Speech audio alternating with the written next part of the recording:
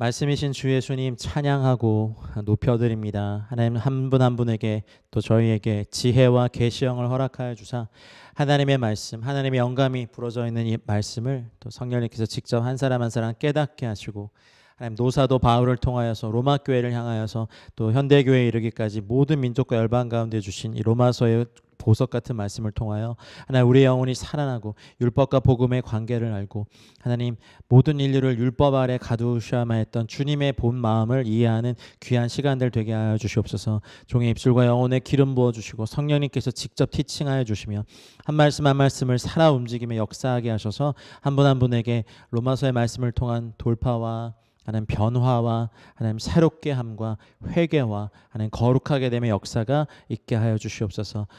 최고의 스승이신 성령님 초청합니다. 우리를 직접 가르쳐 주시고 말씀을 말씀되게 인도하여 주시옵소서. 감사와 찬양과 영광 올려드리며 사랑하는 우리 주 예수 그리스도 이름으로 기도하였습니다. 아멘. 네, 오늘은 로마서 3장 19절부터 마지막 절 3장 전체를 다 하겠습니다. 인류의 또 유대인의 상태들을 계속해서 기소하는 검사의 입장에서 사도 바울은 이 말씀을 진행하고 있고요. 19절부터 진행되는 3절 하반절에는 위대한 어쩌면 모든 인류를 죄 아래 가두는데 성공하게 됩니다. 19절 계신 자리에서 한번 읽겠습니다. 큰 소리 소리를 내서 읽어주십시오. 우리가 알거니와 무릇 율법이 말하는 바는 율법 아래에 있는 자들에게 말하는 것이니 이는 모든 입을 막고 온 세상으로 하나님의 심판 아래에 있게 하려 함이니라. 아멘.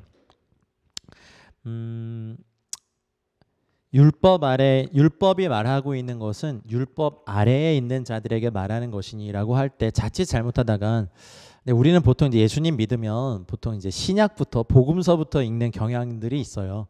근데 성경은 우리가 구약과 신약으로 나누는 것이 사실 후대에서 말을 하는 거지만 성경은 창세기부터입니다. 그래서 구약으로부터 읽어보면 창세기로부터 읽어보면 토라로부터 읽어보면 왜 율법으로 번역된 토라 사실은 노모스라는 이 단어가 토라 전체를 나타내기엔 좀 무리가 있어요. 왜냐하면 토라는 아버지의 교훈이기도 하고 사랑의 훈계이기도 하고 거기에는 법도 있고 규례도 있고 계명도 있거든요.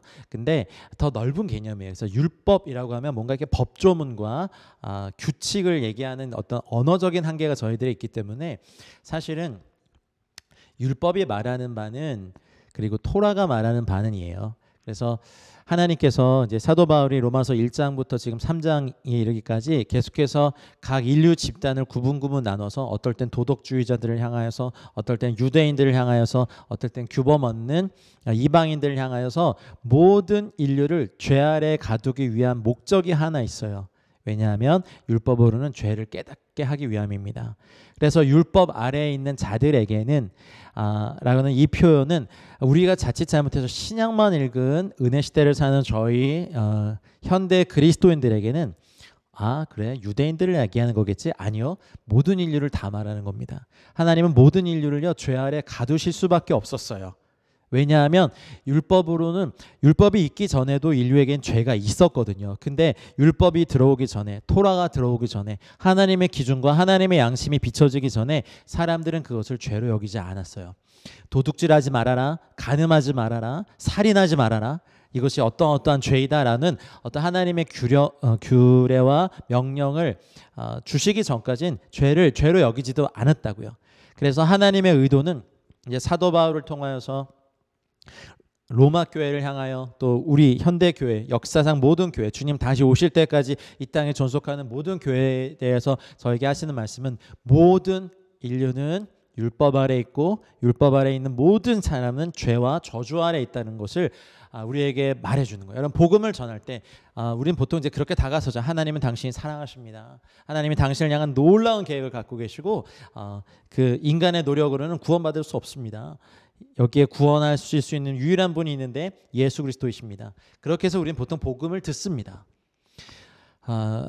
그런데 복음 안에서 자라나지 않으면 우리가 어린아이가 먹는 말씀도 부드러운 말씀만 먹고 우리가 구약을 무시하고 신약만 읽다 보면 하나님이 왜 그렇게 구약에 고리타분할 만큼 자세히 율법의 규례들을 정해 놓으셨는지 잘 이해가 안 돼요. 하나님의 의도가 한 가지 있어요. 여러분 로마서를 함께 하시는 여러분들에게 제가 형제된 한 사람으로서 권하는 것은 또 이 로마서가 사도 바울을 통해서 쓰여지고 우리에게 전달하는 것은요. 모든 인류는 빈부 고학 그 누구를 막론하고 다 율법 아래 있고 율법 아래 있는 모든 자들은 죄와 저주의 아래 있다고 꽝꽝꽝 이렇게 못 박는 거예요. 아니 심판을 내린 거예요. 판결을 내리신 거예요. 재판장이신 그분이 누구도 아담 이래 주님이 오실 때까지 태어난 그 인류 누구도 상관없이 빠져나갈 없이 그물 안에 다. 그래서 난 율법을 모르는데요 라고 하면서 살다가 죽은 사람도 결국에 하나님의 심판대 앞에서 그 양심이 율법이 되어 증거한다고 우리가 봤죠.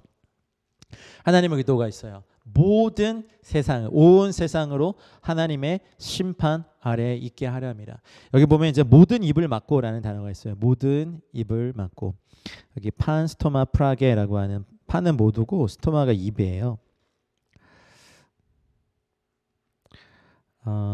프라게 하면은 이제 막혀지다.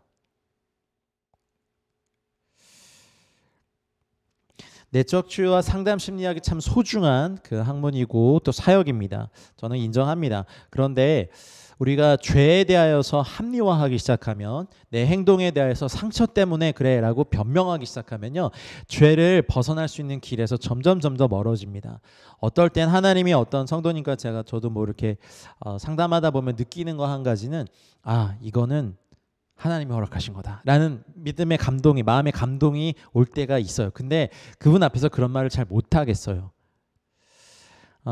좀 잔인한 방법 같지만 하나님 제가 당하고 있는 이 심판은 제가 지은 죄보다 가볍습니다라고 한 사람이 고백할 수 있으면요. 그분은 죄의 사슬에서 빨리 벗어나요. 죄로 말미암은 영향력들이 있거든요. 그래서 그 죄로 말미암은 영향력에서 벗어나기까지 시간이 걸립니다. 그런데 모든 입을 막는다. 이게 많이 배웠던 적게 배웠던 부자든 가난한 자든 높은 사람이든 뭐 그냥 존재감 없는 사람이든지 간에 모든 입을 하나님 앞에서 막게 하시는 것이 사실은 하나님의 의도세요. 왜냐하면 어떻게 하든지 간에 사람이 자기의 죄에 대해서 변명하기 시작하고 술 취해서 그랬어 아니면 뭐 화가 나서 그랬어 아니면 그냥 홧김에 죽였어. 근데 그거 다 입 막고 네 제가 잘못했습니다 저의 죄입니다라고 이제 겸손히 인정하는 자기의 죄를 인정하는 사람은 극히 드물어요. 잘못을 했더라도 그 잘못에 대해서 책망이 왔을 때 그럼 뭐 넌 잘했냐 뭐 이렇게 얘기하고 나는 그래도 사이코패스는 아니야 나는 그래도 살인자는 아니잖아 난 그래도 일부러 그런 건 아니야 뭐 하면서 자신의 죄를 변호하는 모든 사람에게 여러분 이게 어떻게 받아들일지 모르겠습니다만 제가 사역을 해오면서 가장 크게 느낀 것 중에 하나가 하나님 앞에서 그 입을 다무는 사람이 아프지만 하나님의 은혜에 더 깊게 참여하게 되더라고요. 뭐 굳이 뭐 변명하고 내가 뭐 외로워서 그랬어요. 뭐 내가 뭐 억울해서 그랬어요. 제 자존심이 상해서 그랬어요. 뭐 어떻게 변명할 거 찾으면 끝도 없는데 진짜 하나님 앞에서 겸손한 분은 그 입을 막고 내가 하나님의 심판 아래에 있는 사람임을 인정하고 그리고 우리가 또 인정해야 될 것은 모든 인류가 하나님의 심판 아래에 있는 것을 저희가 기억하면서 여러분 율법이 말하는 것 성경이 말하는 것은요. 우리는 주로 예수님 믿고 복을 주시는 거 형통케 하시는 것을 형광펜 그냥 막 색깔로 치면서 저희가 읽죠. 저는 그랬어요. 그런데 정말 이제 믿음 안에서 자라기 시작하니까 하나님의 양심을 알게 되더라고요. 하나님의 양심을 글로 표현한 것이 토라예요. 예수님의 양심을 말씀하신 게 있죠. 복음서에. 나는 너희한테 말하는데 마음속에 음심을 품는 것도 가늠한 거다. 마음속에 형제에 대하여서 미워하는 마음 가진 거 살인하는 거다. 이거는 에이 어떻게 그래요. 사람이 이렇게 말할 수 없는 것이 예수님의 양심이시고 하나님의 양심이신데 그 양심은 천지가 바뀌어도 우주가 망해도 사라지지 않습니다. 그래서 19절에서 말씀하고 있는 사도 바울의 메시지는 사도 바울을 통하여서 우리에게 하시는 메시지는요. 율법이 말하는 바는 뭐냐면 율법 아래에 있는 자들에게 말하는 거다. 여기 호사라고 제가 설명 안 드렸는데 호사라고 하는 요 단어는 무슨 일이든지예요. 모든 일을 다 얘기할 때 이게 쓰여요. 무슨 일이든지 오 노모슬레게 율법이 말하는 바는 율법 아래에 있는 자들, 결국 하나님의 말씀 아래에 있는 모든 인류에 대해서 말을 하는 건데 그 입 좀 다물라. 하나님의 심판은 뭐예요? 모든 인간이 죄인이다. 열왕기상 8장 46절 말씀에 보면요, 범죄하지 아니하는 사람이 없사오니 그들이 주께 범죄합니다. 또 한번 써드릴까요? 전도서 7장 20절에 이미 설명드린 것 같은데, 선을 행하고 전혀 죄를 범하지 아니하는 의인은 세상에 없습니다라고 말해요. 여러분, 우리 이거 인정해야 돼요. 여러분, 혹여나 나중에 저에게도 죄의 모습이 발견되더라도요, 너무 놀라지 마십시오. 이러한 모습에도 하나님의 보혈의 공로 의지해서 미숙하지만 미약하지만 힘껏 하나님을 예배하고 사랑하는 건 저의 지금 진심이고, 혹여 유혹과 어떤 공격에 넘어지게 될 때 긍휼히 여기시고 저에게 회개가 이루어지도록, 그때는 제가 할 일은 입을 막아야 돼요. 하나님 앞에 죄인임을 인정하고 지금 내가 당하는 고통이 저의 죄보다 가볍습니다라고 고백하며 하나님의 은총과 자비와 긍휼을 구해야 돼요. 하나님의 의도는요, 여러분, 모든 세상, 온 세상, 분명히 말했어요. 파스 오 코스모스, 요 단어가 있죠. 파스가 이제 모든, 코스모스가 세상이거든요. 모든 세상이 투데오, 하나님의 히포디코스 게네타이 하면 심판 아래 있다. 히포디코스가 이제 심판 아래인데,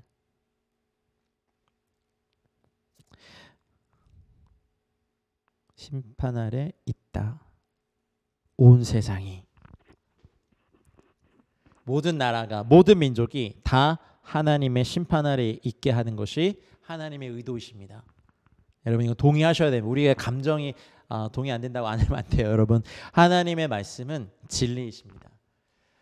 내가 사랑하는 사람이지만 예수님 믿지 않으면, 아니면 모든 인류가 다 죄 아래 있는데 예수님을 믿으면 그 죄의 심판이 아닌 이제 상급의 심판으로 옮겨진 것뿐이지, 모든 인류는요 하나님의 심판 아래 있습니다.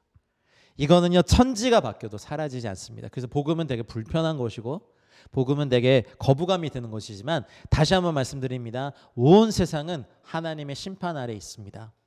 그러면 지금 일어나고 있는 이 말도 안 되는 죄악들, 참혹한 죄악들을 하나님 반드시 심판하실 때가 있죠. 오겠죠. 우리 이 믿음 안에, 소망 안에 살아야 돼요. 혹시 그 범죄의 피해자가 내가 될 수 있고 우리 가족이 될 수도 있어요. 이 땅 살아가는 동안 전쟁이 일어나서 무고한 시민들이 몇백만씩 학살될 수 있어요. 이번에 코로나 터지면서 전 세계는요 소리 없는 지금 세계 3차 대전을 경험하고 있잖아요. 수백만 명이 죽었어요. 이것보다 더한 일이 일어나도 우리가 기억해야 될 것은 온 세상이 하나님의 심판 아래 있는데 하나님의 정하신 때에 집행하기 때문에 우리가 아직 은혜의 구원의 문 가운데 들어갈 수 있다는 사실입니다. 여러분, 때를 어떤지 못 얻든지 우리 주변에 사랑하는 사람들, 또 하나님이 구원하기 원하는 사람들에게 전도자가 되시고 복음의 통로가 되시길 우리 주 예수 그리스도 이름으로 축원합니다. 20절을 읽겠습니다. 계신 자리에서 읽어주시죠. 그러므로 율법의 행위로 그의 앞에 의롭다 하심을 얻을 육체가 없나니 율법으로는 죄를 깨달음이니라. 욥기서 9장 2절 3절 말씀에 보면 주의 종에게 심판을 행하지 마소서, 주의 눈앞에는 의로운 인생이 하나도 없나이다. 욥기에 이런 말이 나왔어요. 그렇죠? 이미 이걸 알고 있었어요. 주님의 눈앞에 보면 의로운 인생이 누가 있어요? 여러분 의로우세요? 저는요.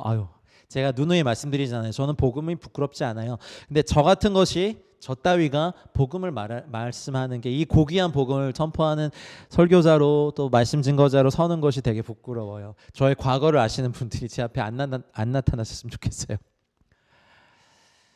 미약하더라도 주와 및 복음에 참여하기 위해서 인생의 모든 걸 마치고 있고, 여러분도 그래 하시죠? 나중에 로마서 7장에 가보면 이 대사도 바울도 오호라 나는 곤고한 사람이로다 이 사망의 몸에서 누가 나를 건져내랴 고백합니다. 율법의 행위로는요 그의 앞에 의롭다 하심 얻을 육체가 없습니다. 유대인들 되게 의롭다 여기거든요.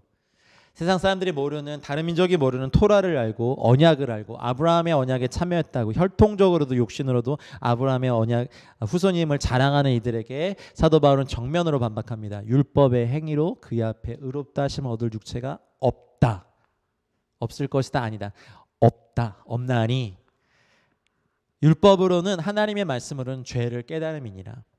그래서 저희가 한동안 토라에 나오는 613개의 계명들을 규칙들을 정리해서 이제 소책자로 이렇게 여러분들에게 나눠드리고 또 판매한 적이 있었죠. 저는 그걸 공부하면서 제가 복음과 율법의 관계가 확실히 들어왔어요. 뭐 저도 예수님 이제 인격적으로 만난 건 고등학교 1학년 올라가면서 만나고 그때부터 성경을 정말 미친 듯이 읽었어요. 근데 주로 신약을 많이 읽었죠. 복음서 내가 몇백 독하리라 하면서 계속 복음서 복음서 하나씩 읽고 막 그랬던 기억이 나는데 구약은 솔직히 제 관심 바뀌었어요. 그런데 창세기로부터 토라를 이제 스터디하기 시작하면서 말씀에 눈이 열리고 그냥 율법이라고 표현되기에는 부족한 토라, 계명, 아버지의 훈계, 사랑의 규칙 이 모든 것을 하나씩 깨달으면서 근데 공부하면서 느끼는 건 뭐냐면 이걸 어떻게 다 지키냐고요. 그래서 이거를 도대체 지키라고 주신 건가 안 지키라고 주신 건가. 근데 예수님이 이 땅에 오셨을 때 나를 사랑하는 자는 나의 계명을 지키는 자라야 나를 사랑하는 자라고 하셨잖아요. 근데 예수님이 주신 것은 하나님을 온 마음 다해 사랑해라. 그리고 내 이웃을 내 몸과 같이 사랑하라. 여기에 온 율법과 선지자의 강령이 다 들어가 있다라고 말씀하신 그것이 한동안 어려웠어요. 근데 그제 알았어요. 이제 자녀를 키워보고 성도들을 목양해보고 또 선교지의 사람들을 가르쳐 보니까 잔소리 한 10,000번 해도 안 되더라고요. 어떤 거는 습관 하나 붙여드리는 것도 되게 어렵고 그렇구나. 아버지가 또 어머니가 자녀에게 거짓말하는 건 나쁜 거다라고 계속해서 말해도 어떨 때는 아이들이 거짓말해요. 엄마 지갑에서 몰래 꺼내가는 거, 아빠 지갑에서 돈 훔쳐가는 거 진짜 나쁜 도둑질이다 해도 애들 하잖아요. 그렇다고 안 가르칩니까? 그러면 아이들이 내가 이런 거 할 줄 다 알면서도 이렇게 했다니 전지전능하신 당신이 왜 그래? 막 하는 이게 뭔가 이렇게 주객이 전도된 그런 상황을 맞이할 때가 있잖아요. 부모님이 안 가르친 게 아니잖아요. 사람을 말하면 정직해라, 겸손해라, 네가 노력한 거 이상한 거 바라지 마라, 남의 물건에 손대지 마라. 안 가르치십니까? 가르치시잖아요. 율법 토라는 그런 거예요. 아버지의 마음이에요. 아버지의 기준이에요. 저희는 성인이고 그렇게 살 수 있는 힘이 있으니까 우리 자녀들에게 또 아직 믿음이 어린 또 이제 막 초신자 우리 성도님들에게 말씀에 대해서 많이 가르쳐도 처음부터 잘하진 않잖아요. 그런데 그런 기준이 들어가기 전까지 죄를 죄로도 몰랐던 사람들이 예전에 어떤 분이 와서 심각하게 어떤 중년의 집사님이셨는데 이제 주님께 돌아오신 지 얼마 안 됐어요. 네, 진짜 마음속에 음욕만 품어도 간음입니까? 이제 여기에 대해서 심각하게 질문했어요. 왜냐하면 이분이 예수님 믿기 전에 여성 편력이 어마어마하신 분이고 항상 술 드셔도 이렇게 아가씨들이 있는 살롱 가서 막 마시고 이러셨던 분이고 또 재력도 있으셨고 잘생기셨고 그랬는데 제가 이제 그런 건 예수님 믿고 다 끊으셨는데 마음속에 그런 생각을 가진 것까지라도 죄면 나는 못 살겠습니다라고 이제 심각하게 상담을 하러 오셨더라고요. 그래서 이분과 한 몇 개월 정도 같이 스터디를 했는데 특별히 이제 토라를 했어요. 그래서 613개의 계명을 보면 볼수록 이제 이 말씀 죄를 깨닫는 거예요. 근데 여기 에피그노시스라는 요 단어요. 에피그노시스가요. 이게 온전한 지식이라는 뜻이 있어요. 온전한 지식이 있는 거예요. 죄를 깨닫는 때 온전한 지식이 있어요. 여기 이제 이렇게 됐을 거야. 하마르티아스 요게 이제 죄잖아요. 죄에 온전한 지식이 있을 뿐이라. 율법이 있으니까 기준이 있으니까 빛이 있으니까 거울이 있으니까 내가 뭐가 묻은지 알고 그 기준을 하는 거죠. 여러분 그래서 성경 공부하실 때 제가 지금 로마서 하지만 한동안 저 에클레시아에서 거의 1년 동안 토라 포션을 했단 말이죠. 토라 포션은 이제 매년 돌아오니까 언젠가 또 기회가 있을 수 있을 것 같습니다. 그래서 토라를 대하고 하나님의 규례, 특별히 레위기 같은 서 읽어보면 정말 재미가 없잖아요. 근데 하나님의 말씀을 우리가 재미로 읽는 게 아니라 그 말씀 하나하나에 하나님께서 정해주신 어떤 곳에 가면 막 건물 곰팡이에 대한 얘기도 하시고 먹을 수 있는 음식과 먹을 수 없는 음식들을 나눠주시기도 하고 그리고 규례들 또 근친상간을 금하는 거 동성애를 금하는 거 신접한 걸 금하는 거 또 어떤 것을 섞어서 무언가를 기르는 걸 금하는 것에 대하여서 그런 기준이 없다면 인류는요 죄를 깨달을 수 없게 돼요. 여러분 내가 살인범이 아니고 사이코패스가 아니고 뭐 가정 파괴범이 아니니까 나는 그딴 죄인들과 질적으로 달라라고 하는 것 자체가 굉장히 위험한 겁니다. 여러분, 교만은 굉장히 큰 죄입니다. 교양 있고 경건한 바리새인이 세리보다 더 무서운 죄인인 이유가 여기에 있습니다. 교만하기 때문에 그렇습니다. 차라리 그 죄의 판결을 받고 죄값을 치르고 계신 분들은 자기가 죄인임을 금방 인정하는데, 사람은요 그 죄가 드러나기 전까지 죄인이라고 인정하네요. 그래서 하나님께서 빛을 비추기 전에, 그래서 사도 바울이 그 율법에 대한 완전한 지식이 있었지만 빛 비춤을 받기 전까지 예수와 우리 주 예수 그리스도를 알지 못했거든요. 빛 비춤을 받고 나니까 자기가 갖고 있는 이 모든 율법이 어마어마한 죄로 자기를 정죄함을 알고, 사실 사도 바울이 바로 사역한 거 아니거든요. 사역을 좀 바로 시작을 했었는데 이제 바로 그 시작한 것이 오히려 부작용이 많아서 광주리에 매달아서 성을 빠져나갔고, 그 뒤로 광야에 가서 몇 년 동안 이제 어떻게 주님께 훈련받았는지 기록이 없어서 모르지만 아마 혹독하리만큼 율법과 율법의 실체이신 하토라, 그 말씀이신 영어로 보면 the word, 그 정관사 더가 붙은 바로 그분 예수아에 대해서, 예수 그리스도에 대하여서 배웠을 거예요. 사도 바울의 서신서 곳곳에서 나온 것처럼 내가 사람들에게서 배운 바도 아니가 오직 예수 그리스도의 계시로 말미암아 이 복음을 받은 나 사도 바울은, 이렇게 자기를 변호한 게 많이 나오거든요. 근데 율법이 되게 도움이 됩니다, 여러분. 죄를 깨닫는 데 도움이 돼요. 안 그러면 나는 뭐 근친상간 안 하는데요?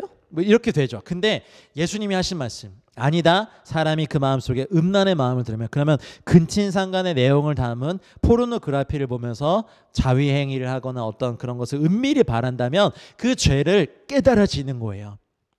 진짜 죄는 하나님이 원하시는 그 수준에 도달하지 못하는 것도 진짜 죄인 거예요. 메타노이아라고 하는 신약의 회개는요, 메타, 다시 한번, 노이아, 본질, being, 그 존재의 본질로 다가서는 것이, 올라서는 것이 진짜 회개의 돌이킴이거든요. 잘못한 거 이제 안 할게요, 이게 아니에요. 잘못한 걸 안 하는 걸 넘어서 하나님이 원하시는 수준에 도달하는 것이 신약의 메타노이아, 회개의 원뜻이에요. 여러분, 율법으로는 죄를 깨닫습니다. 그래서 저희가 힘을 다해 또 로마서 스터디를 마치시고 아니면 하시는 중에서라도 그 구약의 613개의 계명들을 찬찬히 스터디해 보시고 하루에 한 개의 말씀들을 이런 계명들을 하나 주셨구나를 성령님께 도움을 구하시면서 깨닫게 해달라고, 여기 이 계명을 주시기까지 하나님의 마음을 알게 해달라고, 모든 인간을 다 죄로 정하시기까지 하나님의 의도를 알게 해달라고 기도하면서 스터디하시면요, 분명히 말씀의 깨달음이 있을 거고, 그 토라의 말씀이 있어야 에피그노시스 하마르티아스, 죄에 대한 온전한 지식이 있게 돼요. 어떤 종교도 죄를 말하지 않아요. 업보라고 말하고 탐심이라고 말하고 108번뇌라고 말하고 막 그러잖아요. 기독교만 죄로 말해요. 여러분, 죄의 사슬에서 끊어지려면 어떠한 죄가 있는지 알아야 합니다. 그래서 우리 모든 인류를 하나님이 계속해서 몇천 년 동안 율법을 통해서 죄 아래 가둔 하나님의 의도가 있어요. 자, 21절 계신자리에서 읽겠습니다. 시작. 이제는 율법 외에 하나님의 한 의가 나타났으니 율법과 선지자들에게 증거를 받은 것이라. 할렐루야. 여기 뉘니라고 하는 요 단어요, 이제는인데 제가 좀 무미건조하게 해서 읽었죠, 그랬죠? 이거 사도 바울이 만약 우리 앞에서 이것을 읽어주셨다면 이제는 막 하면서 막 감격에 막 목소리를 높였을 거예요. 수천 년 동안 시내산으로부터 시작해서 하나님의 토라를 지켜온, 말씀을 지켜온 유대인들이 받은 환난과 아픔이 있었고, 수천 년 동안 모든 인류를 죄 아래 가둬놓으셨던 하나님의 아픔이 있으셨어요. 그런데 이제는이라고 말하는 것은요, 이게 시간의 흐름에서의 대조가 아니라 인간 상태의 대조, 구속사의 전환과 하나님과의 관계의 대조인 거예요. 큰 가뭄 끝에, 아주 오래된 가뭄 끝에 담비고, 뭐라고 할까요? 짙은 어둠 가운데 캄캄한 어둠 끝에 밝음이고, 죽음 다음에 살아나는 거예요. 이거야말로 하나님도 대환희의 폭발인 거예요. 율법 외에, 율법이 없이, 여기 코리스라는 요 단어는요, 코리스인데 코리스, 이거는 없이예요, 없이. 그러면 노모가 이렇게 율법이잖아요. 율법 없이, 여기는 우리 한글 성경 율법 외라고 했지만 율법 없이 한 의가 나타났으니, 그러니까 뉘니, 이제는 수천 년을 기다려온 너희들아 이렇게.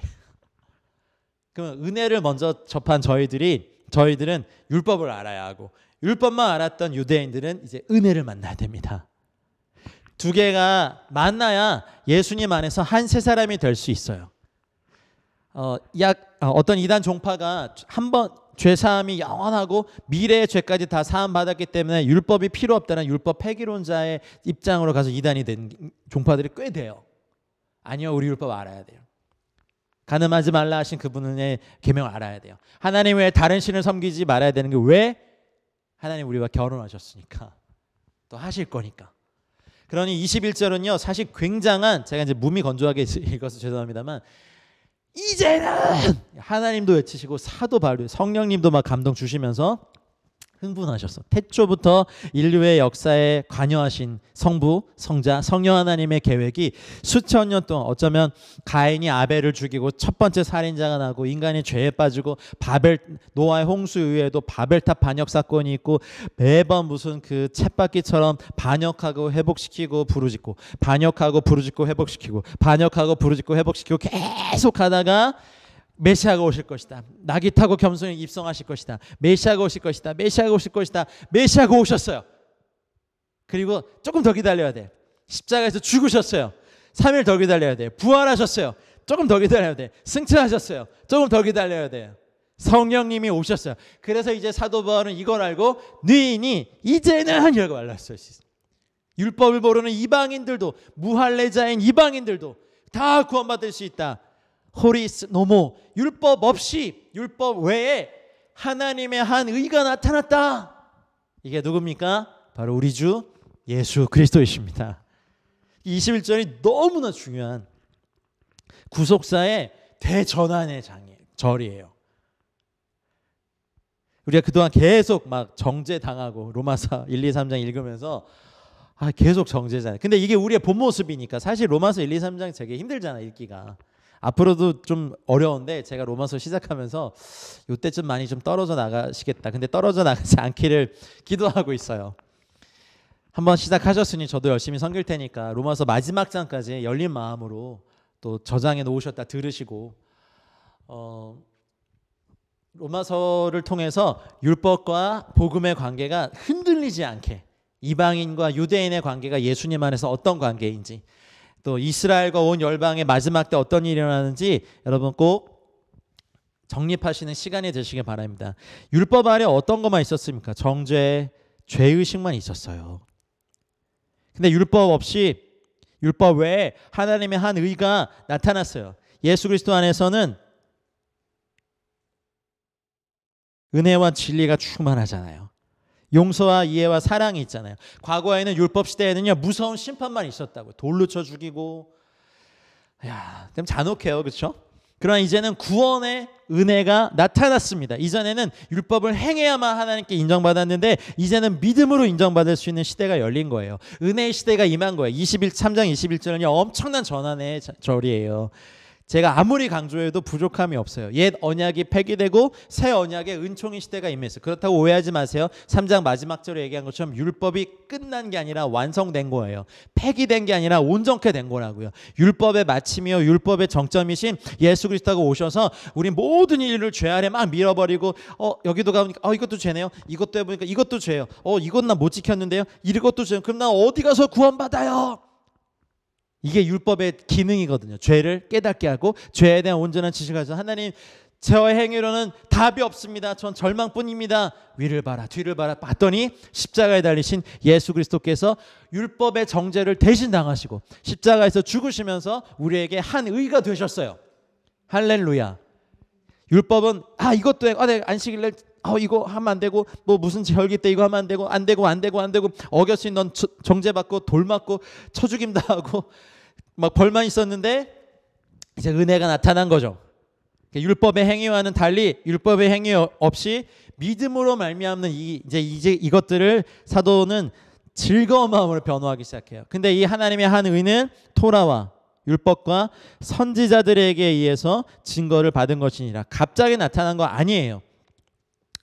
이미 앞장에서 그의 편지 서두에서 말했죠. 그리스도로 말미암아 임한 하나님의 의에 대해서 이 복음은 하나님이 선지자들로 말미암아 그의 아들에 관하여 성경에 약속하신 바라. 우리가 이미 살펴봤죠. 선지자와 성경. 만약 선지자들의 증거만 받았다면 선지자가 죽으면 끝났거든요. 근데 선지자의 증거도 받고 성경의 증거도 받았으니 성경은 영원히 지속되면서 이제 하나님의 한 의가 나타났고 그 의의 이름은 바로 우리 주 예수 그리스도이십니다. 이제 행위를 자랑하던 할례를 자랑하고 육신의 혈통을 자랑하던 유대인들의 이것을 무장해제시키면서 사도 바울이 뭐라 합니까? 율법이 없이 율법 외에 하나님의 한 의가 이제는 나타났다. 뉘니 이렇게 말한 거죠. 근데 그분이 누군지 알아? 율법이 너희들이 자랑하는 율법이 증거한 분이고 선지자들이 증거한 분이야. 이제 믿음에 대하여서 사도 바울이 증거하기 시작합니다. 그래서 3장 21절을 기점으로 굉장한 전환이 이제 일어나기 시작해요. 이 하나님의 한 의는 갑자기 등장한 게 아닙니다. 예수님의 인생을 공생애를 연구해 보시면 나심부터 애굽으로 피신하는 거, 또 공생의 사역들, 십자가에서 다 속옷이 제비 뽑아 당해진 거, 3일 만에 부활하실 거, 이 모든 것이 전부 다 말씀에 근거해서 이미 증거를 받은 것입니다. 여러분, 예수님 외에 구원자 절대 있을 수 없고요. 예수님 외에 참목자 아무도 없습니다. 여러분, 유명한 사람 따라가지 마시고 거짓말로 미혹하는 사람 따라가지 마십시오. 천하인간의 율법과 선지자들의 증거를 동일하게 받으신 분은 우리 주 예수 그리스도밖에 없으십니다. 아닙니다. 여러분, 종교를 믿지 마시고 우리 주님을 믿으십시다. 율법과 선지자들에게 증거를 받으신 우리 주 예수 그리스도를 찬양합니다. 그러니 예수님을 믿기만 하면 의로워지는 이 구원의 축복 갑자기 나타난 거예요? 아니에요. 그 지루하리만큼 5대 제사와 이런 거 막 드리면서 구약의 핵심이 뭐예요? 죄 지은 사람이 내가 지은 죄를 이 제물에게 전가한 다음에 나 대신 희생 제물 되는 것을 몇천 년 동안 연습한 거잖아요. 그런 예수님께서 그 제사가 일어날 때마다 증거를 받으신 거예요. 이건 그림자일 거고 이제 단번에 자기 몸을 화목제물로 드려서 인류의 죄와 저주를 사해 줄 분이 오시는데 야 이거 봐라, 이거는 그림자다. 그림자다. 번제든 소제든 화목제든 속건제든 속죄제든 야 이건 그림자야. 실체가 올 거야. 그래서 제사를 드리면서 증거를 받은 거고, 선지자들 예수님 뭐 나귀 타고 입성하실 거, 뭐 가까운 사람에게 배반당할 거, 시편 22편 다윗도 찬양하다 영감 받아서 시편 22편 그리스도의 순환시로 대표되는 그 시편 22편을 비롯해서 다윗의 시 곳곳에 그리스도의 고난 받음이 예언적으로 나타나고 있어요. 여러분, 어떤 사람이 와서 무슨 말로 꼬시고 교회가 아무리 잘못됐다고 얘기해도요, 교회는 사람들이 모인 곳이라 미숙함이 있어요. 인정합니다. 죄가 있을 수 있어요. 실수하죠. 근데 예수님은 완전하시고 결점이 없으시고 거룩하시고 신실하시고 율법과 선지자들에게 동시에 증거를 받으신 하나님이십니다. 자, 이제 보세요. 22절부터 보세요.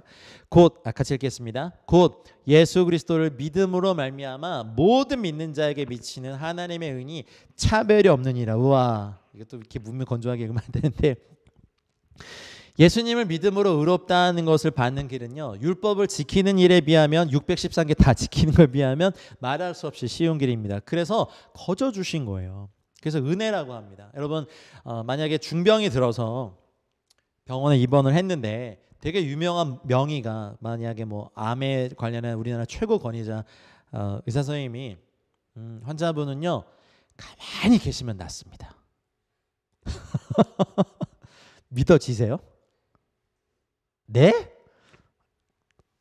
제가 다 검사해봤습니다. 그리고 제가 암 전문의 우리나라 최고 권위자입니다. 가만히 계시면 싹 낫습니다. 저를 믿으십시오. 믿어지세요? 아니, 그래도 뭐 약이라도 좀 주시고 뭘 좀 뭐 주사라도 놔주시죠? 그러면 요거 하나 드시면 됩니다 하고 딱 주면 가만히 계시면 낫는다는 말이 잘 안 믿겨져요. 우리 인간이 그래요. 근데 뭐라도 비타민제라도 주면 마치 군대에서 모든 상처와 아픔에 저 군대 다닐 때는 빨간 약 소독약 발라주면서 머리 아프면 여기다 진짜 발라줬어요. 근데 신기하게 나아요. 물론 정신력이겠죠. 배 아프면 여기 배꼽에다가 이렇게 발라주고. 지금 생각하면 왜 그렇게 군대 생활을 했는지. 근데요, 안 믿겨지는 거예요. 수천 년 동안 유대인들이 얼마나 이 율법을 철저히 지켰는데요. 심지어는 적군이 그래서 꼭 안식일 날 공격했어요. 안식일을 지키기 위해서 도망도 안 가다가 그냥 살해당했어요. 그렇게 수천 년을 지켜온 유대인들에게 믿음으로 말미암아 모든 믿는 자에게 미치는 하나님의 의를 말하니 유대인들에게 사도 바울이 얼마나 많이 핍박당하고 지금도 메시아닉 주 우리 예수와를 예수님을 구주로 고백하는 우리 형제 자매들 얼마나 심한 핍박 가운데 있는데요. 야, 이방인들이 예수를 믿든 말든 그건 내 알 바 아닌데 왜 니들이 그래? 라고 하면서 민족 반역자 취급받으면서 감사한 것은 많은 이제 성도들이 예수님을 믿는 유대인들이 많아지고 있지만 대부분 주류 사회에서 모든 차별은 다 당해야 되고요. 여러분 핍박받는 메시아닉주 공동체들도요 많이 기도해 주시고 후원해 주시고 우리가 도와야 됩니다. 헐벗고 굶주리고 있습니다. 근데 예수 그리스도를 믿음으로 말미암아 모든 믿는 자에게 이게 하나님의 의가 미친다고 하니까 유대인들이 믿을 수가 없죠. 더더군다나 차별이 없다. 이거는 이방인들에게 더 힘든 말이에요. 왜냐하면 이게 지금 로마 교회를 향해 있는 이때 귀족과 자유인 노예들이 섞여 있었고 노예들은 거의 재산이었잖아요. 근데 하나님의 의를 받은 모든 사람들이 일단 유대인들에게는 행위가 아니라 믿음으로 이루어지는 것을 못 받아들이고 이방인들에게는 차별이 없다라는 것이 못 받아들여진 거예요. 저 따위 노예랑 이제 우리 조선 시대로 치면 무슨 뭐 이렇게 천민하고 높으신 사대부 무슨 양반이 차별이 없다라고 말하니까 조선 시대의 입장을 보면요 천주교가 전파될 때 어마어마하게 막 적발하고 참수형하고 목매달고 본보기로 죽이고 막 그래도 되게 위험한 사상으로 퍼져나갔죠. 신분의 차별이 그리스도 안에서 없고 또 구원의 차별도 하나님의 의신 예수 그리스도 안에서 없다는 것이요. 이거 사실은 혁명 중의 혁명입니다. 인류는 신분제 차별을 위해서 어마어마한 피를 흘리고 그것을 위해서 불과 몇 세기 안 됐어요. 모든 사람이 법 앞에 평등하다. 근데 이미 2000년 전에 사도 바울은 성령의 감동을 받아 로마 교회에 편지를 쓰면서 이제 행위로 구원받는 것도 아니요. 어떤 신분으로 구별되는 것도 아니라 모든 믿는 자에게 미치는 하나님의 의가 있다. 그것이 바로 예수 그리스도다라고 고백하는 이제 하는 이 논지를 계속해서 펼치고 있습니다. 행위가 아니라 믿음이라는 점은 이 사도가 가장 신묘를 기울여서 논증하고자 하는 핵심 주제예요. 믿음으로 말미암아, 믿음으로 말미암아, 오직 믿음으로. 그래서 우리의 믿음의 대상이신 예수 그리스도를 증거하게 됩니다. 자, 23절을 보겠습니다. 계신자리에서 같이 읽어주실까요?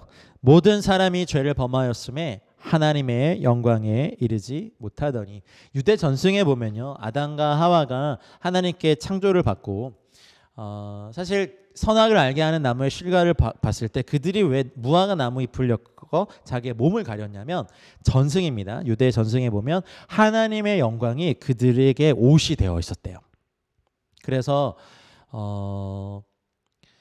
계시록에 보면 세마포를 얘기하실 때 이는 성도들의 옳은 행실이다 이렇게 되는 거죠. 하나님의 말씀의 옷을 입은 것 같은 하나님의 영광이 내면과 외면에 가득했고 죄로 말미암아 이 영광이 사라지면서 자신의 진짜 육체, 흙에서 나온 육체 덩어리를 보면서 자기의 본질을 가리고 싶었던 그 아담과 하와의 노력이 있었죠. 단지 벌거벗었기 때문에 뭐 중요한 부분을 가리는 그 정도가 아니에요. 시간이 지나면서 서로의 몸에 대해서 너무 잘 알고 있고 그 정도가 창피가 아니었고 하나님의 영광이 사라졌을 때 인간의 죽을 수 있는 이제 죽음은 이미 죽음을 경험한 영의 죽음을 경험한 인간의 실존을 봤을 때 하나님의 영광을 잃어버린 인간의 실존이 두렵고 무서웠기 때문에 치마는 여기 하반 여기 하의만 입는 그런 게 아니라 차골라라는 히브리어는요 위에서부터 아래까지 다 이렇게 엮어서 가리는 모습이에요. 여러분 23절 이제 정말 어마어마한 선언을 합니다.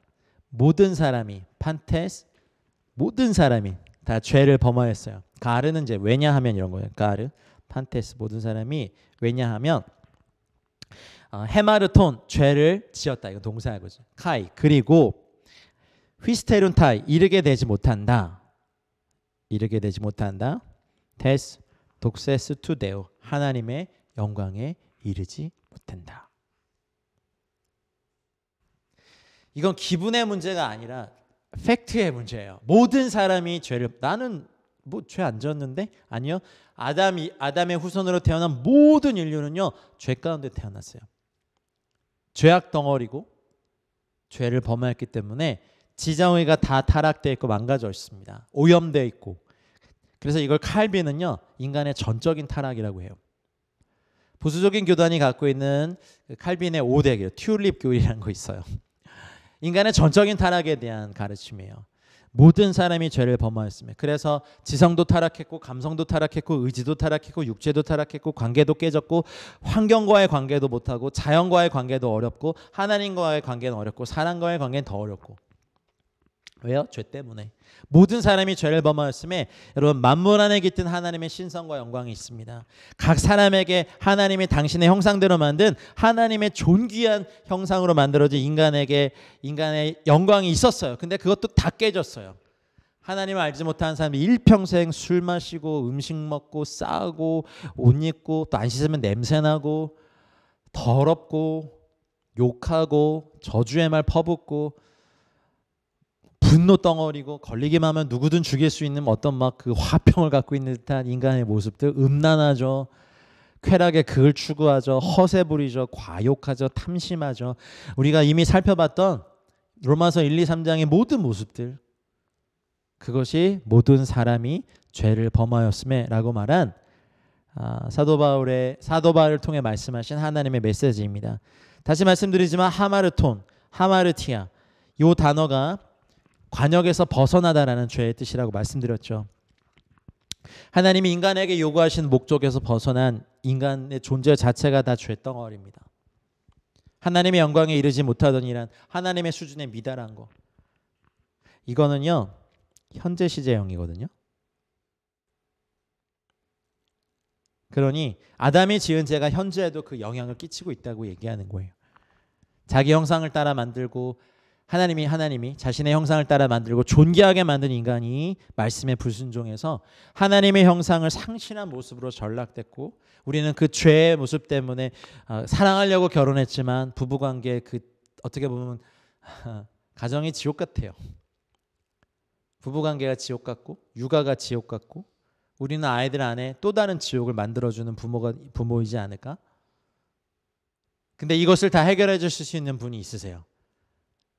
이제 사도 바울이 그분을 증거합니다. 여러분 아셔야 될 것은 아무리 박사의 학위와 높은 지위와 재산이 많아도 일국의 권력과 열방의 권력을 취해도 하나님을 알지 못하는 모든 사람이 죄 아래 있고 심판 아래 있고 죄를 범하였음에 하나님의 영광에 이르지 못했습니다.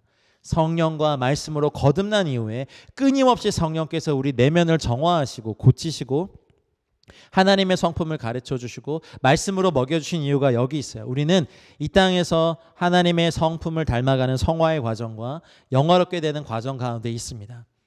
그날에 우리가 사랑하는 우리 주 예수 그리스도를 얼굴과 얼굴을 맞보아 볼 때 우리는 하나님의 영광을 닮은 모습으로 되어 있음을 우리는 보게 될 것입니다. Christ likeness 모든 성도들의 목표점이자 지향점이 아닐까요? 그리스도와 같이 되는 것. 근데요 모든 사람이 죄를 범하였음에 지금 하나님의 영광에 이르지 못해요. 그런 죄인들이 모였기 때문에 교회도 어쩌면 미숙한 모습들이 많이 나타나요. 그래서 우리 기대하는 건 주님이 다시 오셔서 이 땅을 심판하시고 통치하시고 완전한 성전이시고 본체이신 그분 안에 우리가 들어가 주님을 영원히 예배하고 찬양하고 하는 그날, 또 이 땅에서 우리가 주님과 왕노릇할 그날, 우리 뒷부분에 가서 이 마지막 때 일어날 일들에 대해서 복음과 관련해서 나누겠지만 주님과 함께 이 땅을 다스리게 된 그날에 우리 하나님의 영광의 회복이 우리 가운데 이루어질 걸 볼 것입니다. 아멘. 자, 이제 사도 바울이 어떤 표현을 쓰시는지 보십시오. 24절 같이 읽겠습니다. 그리스도 예수 안에 있는 속량으로 말미암아 하나님의 은혜로 값없이 의롭다 하심을 얻은 자 되었느니라. 아멘. 그리스도 예수 안에 있는 속량, 여기 보면 이제 도레안이라는 요 단어가 있어요. 도레안. 이게 이제 값없이.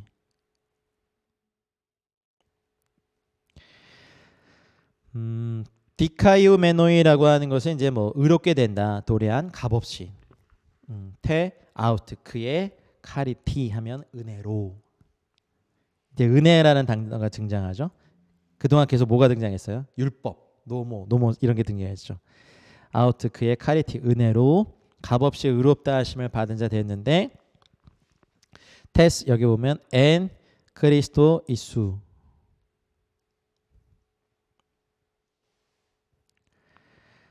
엔은 안에 인과 같은 거죠. 그리스도 하면 여러분 잘 아시는 그리스도 이수 하면 예수. 자, 지금까지 계속 율법 아래에 있는 모든 인류를 죄로 정죄하고 로마 교회를 향해 썼지만 이 서신서가 2000년 교회 역사에서 계속해서 읽혀지면서 성도들을 권면하고 모든 세대에 태어나는 모든 사람들을 죄 아래 가두신 하나님의 아픔과 의도와 뜻은 율법으로는 죄를 깨닫고 그리스도 예수 안에 있는 근데 그 죄값을 치러야 되는 우리가 그 율법을 알면 알수록 얼마나 큰 죄값을 치러야 되는지 알게 되거든요. 왜냐하면 죄에 대한 완전한 지식을 가지니까. 그럼 우리는 그 많은 것을 치를 값도 없고 능력도 없고 의지도 없어요. 그리고 왜 해야 되는지 이유도 몰라요. 근데 이런 인류에 대해서 그리스도 예수 안에 있는 속량으로 말미암아 하나님의 은혜로 값없이 의롭다 하시면 얻은 자 되었다라고 하는 이 선포는요. 지구 역사의 인류 역사의 가장 위대한 선언입니다. 사실 우리가 이제 로마서를 시작하면서 오리엔테이션 할 때 칭의라는 교리가 있다고 말씀드렸는데 그 근간이 되는 말씀이 절인데 적어요. 근데 성경에서 단 한 절만 나왔다고 해도 여러분 그것은 진리이고 실제이고 하나님의 역사입니다. 은혜라는 요 단어 카리티 요 단어가 신약 성경에서 약 한 155회 정도 나온대요. 근데 그 중에 100회 이상을 사도 바울이 사용합니다. 그러니까 요 카리티가 로마서에만 24회에 등장합니다. 그러니 율법으로 계속 1장부터 모든 일을 죄 아래 계속해서 고소하는 검사처럼 사도 바울이 왜 이렇게 날카로워요 이분은. 그러니 하나님 쓰셨죠.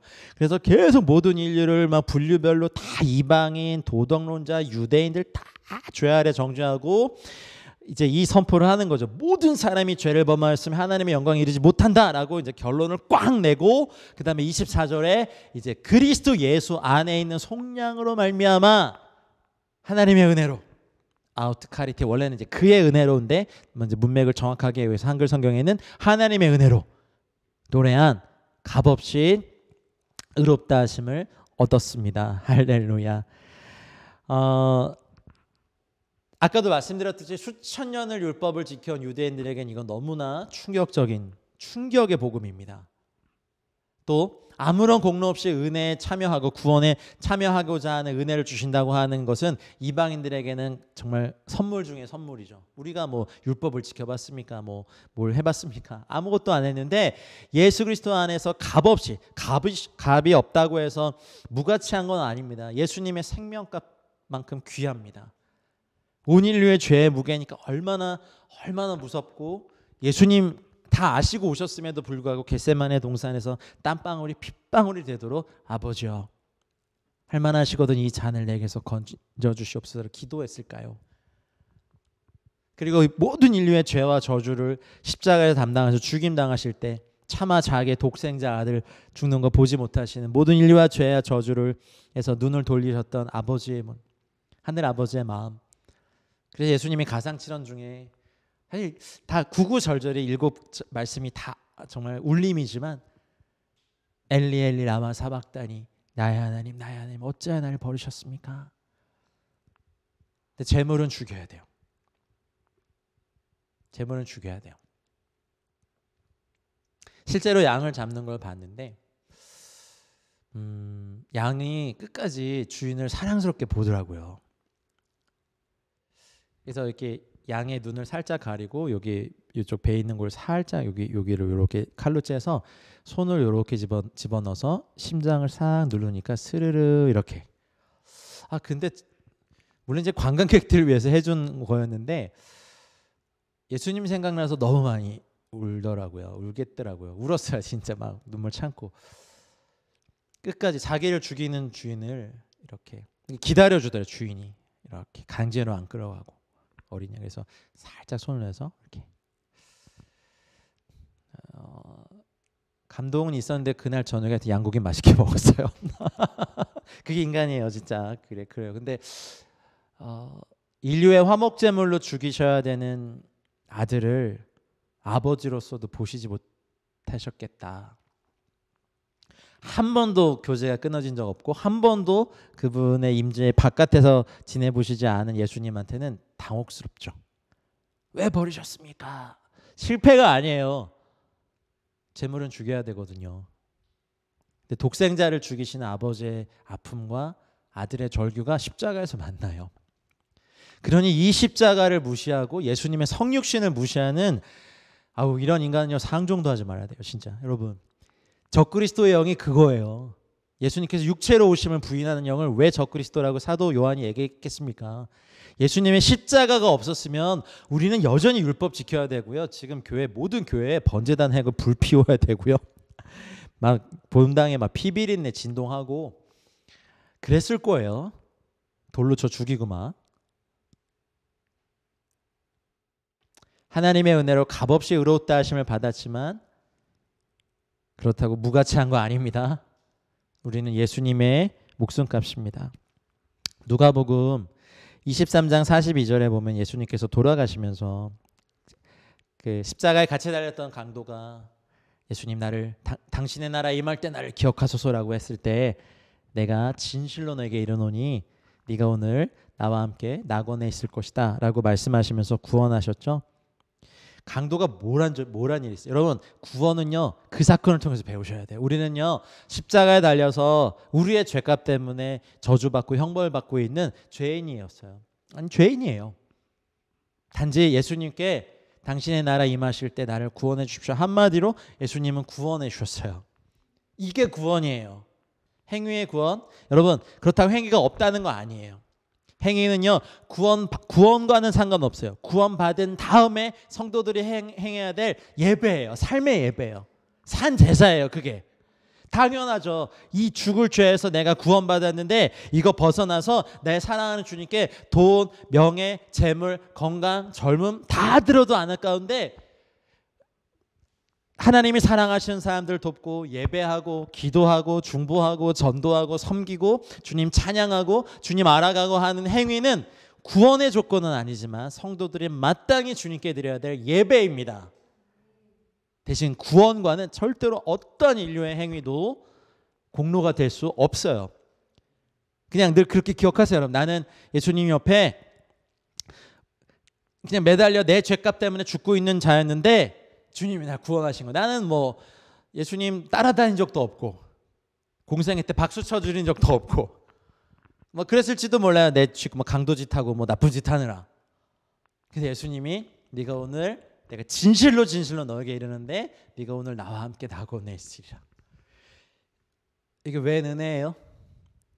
이게 웬 말이에요? 이게 뭐예요? 그러니 안 믿겨지는 거예요, 우리 인간에게. 하지만 구원은 이런 겁니다. 값없이 의롭다 하심을 받는 겁니다. 베드로전서 1장 18절 19절에 사도 베드로가 저희들에게 하신 귀한 말씀이 있죠. 너희가 알거니와 너희 조상이 물려준 헛된 행실에서 대속함을 받은 것은 이것이니 은이나 금같이 없어질 것으로 된 것이 아니라 오직 흠없고 점없는 어린 양의 양 같은 그리스도의 보배로운 피로 된 것이니라. 아멘. 성경에서 특별히 로마서에서 칭의에 대해서 많이 나오지 않은데요. 요 24절이 칭의에 대해서 대표적인 구절이에요. 이거 하나로도 충분해요. 어떤 우리가 훌륭함 행위 아니라 다시 말씀드리지만 예수 안에 있는 그리스도 예수 안에 있는 속량으로 말미암아 아우트카리티 그의 은혜로 말미암아 도래한 값없이 의롭다 하심을 받은 자들입니다. 그래서 우리가 찬송가 가사처럼 어찌 찬양 안 할까 찬양해야죠. 하늘을 두루마리 삼고 바다를 먹물 삼아도 한없는 하나님의 사랑 다 기록할 수 없겠네. 그렇죠, 여러분. 또 찬송가 가사처럼 만입이 내게 있으면 그 입 다 가지고 뭐 하시겠어요? 하나님의 은혜 말하고 하나님의 사랑 말하고 주님 감사드리고 찬양하고 의롭다 하신 주님 높여드리는 은혜 계속해서 가시길 바랍니다. 25절로 가겠습니다. 계신 자리에서 읽어주실까요? 이 예수를 하나님이 그의 피로써 믿음으로 말미암는 화목제물로 세우셨으니 이는 하나님께서 길이 참으시는 중에 전에 지은 죄를 간과하심으로 자기의 의로우심을 나타내려 함이니. 아멘. 교회를 오래 다니신 분들은 이제 이 구절 나오면 그의 피로써 화목제물 대신 우리 주 예수 그리스도에 대한 이야기 너무 많이 들어가지고 이제 그만했으면 좋겠다. 근데 이렇게 말씀하시면 안 돼요, 여러분. 그리스도의 인성, 그리스도의 사역, 그리스도의 구속의 그 일은요, 수백 번, 수천 번, 수만 번, 수십만 번 말해줘도 말해줘야 되는 거예요. 근데 늘 새로워요. 우리 여러분 자연 가까이 사시는 분들 참 부러운데 맑은 가을 하늘, 매일 펼쳐지는 바다의 장엄한 노을, 아침의 일출, 또 뭘 얘기할까요? 뭐 좋아하세요? 자연 중에서 계절마다 피는 아름다운 꽃들과 나무들, 풀과 바람들, 그거 보고 너무 단조로워 하는 사람 없잖아요. 매일 막 이렇게 노을이, 저희 선교회가 있는 곳이 정서진이 가깝거든요. 그래서 가끔 노을 보러 가요. 그러면 와, 정말 아름답다. 이거를 이렇게 값없이 누려도 되나 할 정도로 하물며 자연의 장엄한 광경을 보면서도 우리가 그게 실증낸다고 말하지 않는데, 예수를 하나님이 그의 피로써 믿음으로 말미암아 우리의 화목제물로 세우셨고 우리는 그 구원 아래 있다라고 말하는 선포가 실증난다고 하면 회개하셔야 돼요. 계속 말해줘야, 선포돼야 돼요. 그거는 잊어버리는 사람, 또 인생에 고달프고 힘들고 아프고 막 삶이 고단하니까 잠시 잊어버릴 수 있지만, 교회에서 아니고 강단에서 아니고 예배할 때 그냥 인생 얘기, 사람 이야기, 윗물 이야기 하는 게 아니라 예수 그리스도의 구원의 이야기가 아니라 구원의 진리들, 화목제물로 대신 주님을 선포할 때 우리는 구원의 은혜에 또 참여할 수 있을 거예요. 예수 그리스도는 어제나 오늘이나 영원토록 동일하십니다. 히브리서 13장 8절 말씀입니다. 동일하시지만 새로우세요. 예수님만 갖고 계신 신선한 기름 부음이 있으세요. 아침마다 새로우세요. 우리 찬양도 하잖아요. 주의 인자는 끝이 없고 주의 자비는 무궁하며 아침마다 새롭고 늘 새로우니 주의 성실이 금이라 성실하신 주님. 아침마다 새로운 주님의 은혜와 자비가 무궁무진합니다. 그의 피로써 믿음으로 말미암는 화목제물로 우리를 세우셨습니다. 요한복음 1장 29절에 세례 요한, 침례 요한이 예수님에 대해서 그렇게 증거했잖아요. 보라, 세상 죄를 지고 가는 하나님의 어린 양이다. 예수님께서 어린 양으로 이 땅에 오실 것을 이사야 선지자를 통하여서 이사야 53장 10절 같은 말씀에서 그에게 상함을 받게 하시길 원하사 질고를 당하게 하시길 원하셨던 주님의 의도가 미리 선지자들에 의해서 증거되어 있었어요. 예수 그리스도께서 우리의 영원한 속죄 제물이 되셔서 십자가에서 피 흘려 죽으셨기 때문에 죄인인 우리도 죽은 겁니다. 여러분, 다시 한번 말씀드립니다. 예수님께서 화목제물로, 속죄제물로 우리를 위해서 죽으셨기 때문에 죄인인 우리도 죽은 거라고요. 이것이 복음의 핵심 중에 핵심입니다. 이것을 믿을 때 우리는 모든 죄에서 사함을 받습니다. 할렐루야. 그의 피를 믿을 때 유효하다고요. 여러분, 창세기 8장 20절 21절에 보면 노아 홍수 사건에서 노아가 이제 나와서 여호와께 제단을 쌓죠. 그리고 정결한 짐승과 모든 정결한 새 중에서 제물을 취해서 번제로 제단에 드렸는데 여호와께서 그 향기를 받으시고 중심에 이르시되 내가 다시는 사람으로 말미암아 땅을 저주하지 아니하리니 이는 사람의 마음에 계획하는 바가 어려서부터 악함이라 내가 전에 행한 것 같이 모든 생물을 다시 멸하지 아니하리니라는 말씀이 있어요. 제가 갑자기 왜 이 말씀을 드리냐면요, 짐승을 제물로 드리는 제사였지만 그것으로 하나님의 진노가 풀렸어요. 그만큼 제사는 대단한 거예요. 그러면 토라, 율법을 받은 이스라엘 백성이 5대 제사를 기점으로 그 수천 년간 지루할 만큼 아침에 저녁에 상번제, 무슨 일이 있든 없든 항상 아침과 저녁으로 레귤러 오퍼링을 늘 드렸고, 절기 때마다 드렸고, 안식일 날 드렸고, 하여튼 매번 드렸던 이 제사가 왜요? 왜 대단해요? 이 제사, 그림자 같은 제사의 실제인 예수님이 오셔서 화목제물로 모든 인류의 죄와 저주를 담당하시고 죽으실 것이니까 이건 정말 너무나 대단한 거예요. 제사는, 예배는 대단한 거예요. 예수 그리스도가 자기의 죄 없는 몸을 제물로 드리신 거죠. 그러니까 짐승 제물도 하나님의 노를 누구로 드릴 수 있는데, 노아, 죄 없는 하나님의 제물, 아들이 드린 제물로 드린 제사는 말해 뭐 하겠어요. 그러니 교회에서, 강단에서 말씀 선포자든 예배 인도자든 예수 그리스도 어린 양 되신 그분이 우리의 죄와 저주로 말미암아 화목제물로 우리의 이 모든 걸 사하셨다는 것은요, 선포하고 또 선포하고 선포하고 또 선포하고, 주일학교에도 선포하고 작년과 노년에 선포하시고 임종을 앞둔 분들에게도 선포해야 돼요. 북한을 향해서 막 선포하고 열방을 향해 선포하고. 할렐루야. 나팔수가 되시길 바랍니다. 그래서 우리는 주님의 죽으심으로 말미암아 우리는, 우리에게 하나님의 의로우심이 나타났어요. 전에 지은 자를 간과하셨다. 그냥 보내신 거죠. 사도 바울의 그 전도 내용 중에 복음을 전할 때 하나님이 알지 못하던 시대에는 이것을 간과하셨으나라는 단어 쓰시죠. 그 말씀을 쓰시고 복음을 전하는 일을 합니다. 근데 이제는 그렇지 않다라고 하면서 예수 그리스도를 증거하죠. 우리가 죽어달라고 요청드린 적 없어요.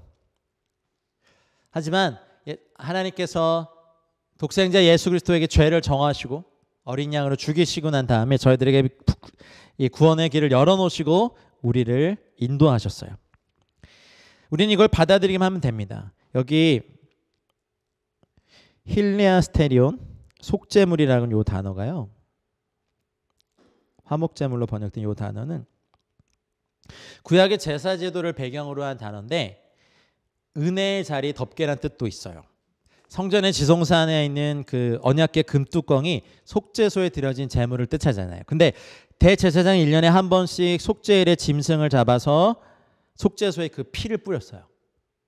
피 흘림이 없이는 죄사함이 없기 때문입니다. 근데 그 짐승의 피는 일시적이었고 효력도 제한적이어서 근본적인 해결책이 되지 못한, 그래서 피로 말미암아 제사 드리는 것은 장차 올 것의 모형이었고, 여러분 그 히라스테리온, 요 은혜의 자리, 덮개가 우리를 덮고 있을 때 하나님은 우리의 죄가 아니라 의로움을 나타내시죠. 우리의 죄를 간과해 주시면서. 이제 우리가 해야 될 일이 하나 있어요. 여러분 잘 들으세요. 성부 하나님께서 독생자 예수 그리스도를 죽으시면서 우리를 위해 예비하신 은혜를 받아 누리는 겁니다. 로마 카톨릭에서 과거 많이 이것저것들 내세웠죠. 구원을 위해서. 그리고 카톨릭과 비슷하게 우리도 마음속에 이런 저런 것들을 세워봐요. 근데 그러면 안 돼요. 하나님은요, 우리에게 그리스도를 세워요. 교리를 설교하는 저 같은 사람들은요, 교리를 내세워요. 그럴 수밖에 없어요. 하지만 말씀 안에서 끊임없이 여러분 가운데 그리스도가 세워지기를 기도하며 섭니다. 그리고 어떤 경험을 간증하는 사람들은요, 감정을 앞세워요. 실천을 설교하는 분들은요, 노력을 앞세우죠. 그러나 하나님은 여러분 앞에 그리스도를 세웁니다. 그래서 이 단어는 주로 출애굽기 25장 25절에 거기서 내가 너와 만나고 라고 하는 이 단어와 연결시켜 생각하셔야 돼요. 저는 이제 선교단체를 섬기니까 아무래도 저는 선교를 많이 말하는 입장이 돼요. 선교를 동원해야 되고 자원과 또 사람들을 세워야 되니까. 저도 되게 조심하는 것이, 우리가 우리를 전파하는 것이 아니라, 우리가 하는 사역을 말하는 것이 아니라 어디를 가든 그리스도를 전파해야 되는데, 저도 오류에 많이 빠져요. 선교사들은 또 그런 약점이 있고, 또 지역교회 목회자들은 성도들이 중요하다 보니까 자칫 잘못하다가 거기에 철학을 세우고 치유를 세웁니다. 치유가 나쁘다고 말씀드리는 게 아닙니다. 먼저 화목제물이신 예수 그리스도가 세워져야 됩니다. 성전 건축이 세워지거나 교회가 중요하게 생각하는 어떤 사역 프로젝트가 세워지거나 다음 세대도 중요하지만 다음 세대가 주님보다 높을 수 없어요. 그렇죠? 우리가 지금 교회가 받고 있는 핍박이 중요한 것 같이 느껴지지만 그 핍박조차도 그리스도의 자리에 대신할 수 없어요. 그 목사님들이 교회 강단에서 어떤 뭐 정치적인 이야기를 많이 하시는 거 하지 말라는 거 아닙니다. 그러나 그리스도가 세워져야 되는 자리, 그리스도가 선포되어야 되는 자리를 피하여서 다른 사석이서나 세미나 자리나 교육 자리에서 하시면 어떨까요? 우리는 먼저 그리스도가 세워져야 됩니다. 강단만이 예수 그리스도를 증거해야 되는 아주 무거운 책임을 갖고 있는 곳입니다. 어떠한 강단이든 몇 명이 모이든 누가 그 설교를 듣든지 간에 우리는 때를 얻든지 못 얻든지 하나님이 그토록 인류 역사에 세우시고자 했던 예수 그리스도 화목제물인 그분을 세워야 하나님이 우리의 죄은죄를 간과하시고 자기의 의로우심을 나타내십니다. 아멘. 죄에 대한 화목제물 외에 뭔가 다른 게 있어야 될까라고 생각하는 거 여러분 아닙니다. 이건 죄입니다. 화목제물이면 충분합니다. 이 은혜 없이는 구원이 없거든요. 수고하고 무거운 짐진 자들아 다 내게로 와라. 내가 너희를 쉬게 하리라.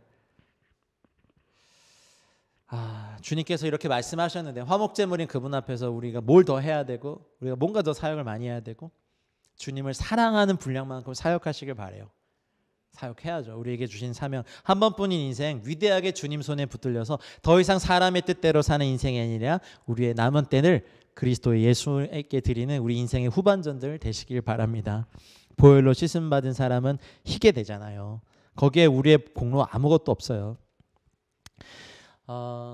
교회들을 섬겨보니까 이제 되게 조심스러운 말씀이긴 한데 10년이 지나고 12년이 지나고 몇 년이 지나도 교회에 새로운 교인이 한 명도 나타나지 않은 것, 그러니까 회심하지 않는 교회들이 있는 거를 봐요. 그 이유에 대해서 알 것 같아요. 이 말씀에 비추어 보면 그리스도가 세워지지 않았어요. 되게 슬픈 마음으로 전합니다. 그 어떤 운동에 대해서 실천하라고 막 전하면서도 그리스도를 전하지 않는 교회도 있어요. 이 정권이 얼마나 나쁜지 얘기하면서도 그리스도를 전하지 않는 설교자들이 많아요.